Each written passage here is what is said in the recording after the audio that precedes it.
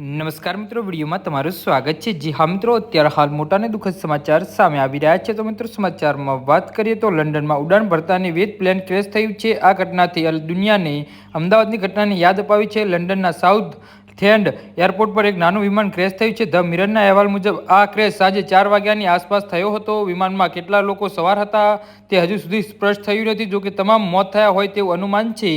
જી હા મિત્રો, અત્યારે હાલ મોટા અને મહત્વના સમાચાર સામે આવી રહ્યા છે। પારંપરિક અહેવાલ અનુસાર કિંગ એર B-200 વિમાન ઉડાન ભરતાની સાથે જ અકસ્માતનો ભોગ બન્યું હતું। એવું માનવામાં આવે છે કે વિમાન નેધરલેન્ડ જઈ રહ્યું હતું અને આ ઘટના બાદ તાત્કાલિક ઘટના સ્થળે પહોંચી ગઈ હતી। હાલમાં રાહત કાર્ય ચાલુ છે। સાવચેતી રૂપે પોલીસ નજીકના રોસફ્રોડ હેન્ડ ગ્લોબ ક્લબ અને વેસ્ટિંગ ક્લિફ રમ્બી ક્લબને ખાલી કરાવી દીધા છે। જી હા મિત્રો, સ્થાનિક શાસન ટ્વીટ કરીને ઘટના પછી સાઉથ એન્ડ વેસ્ટના શાસન ડેવિડ બડને આ ઘટના પર દુઃખ વ્યક્ત કર્યું છે। તેમણે એક્સ પર લખ્યું છે કે મને સાઉથ એન્ડ એરપોર્ટ પર થયેલી ઘટનાની ખબર પડી। કૃપા કરીને આ વિસ્તારથી દૂર રહો અને ઇમરજન્સી સેવાનું તેમનું કામ કરવા દો। મારી સંવેદના બધા સાથે છે। પોલીસે પણ સ્થાનિકોને વિસ્તારમાંથી દૂર કરવા અપીલ કરી છે।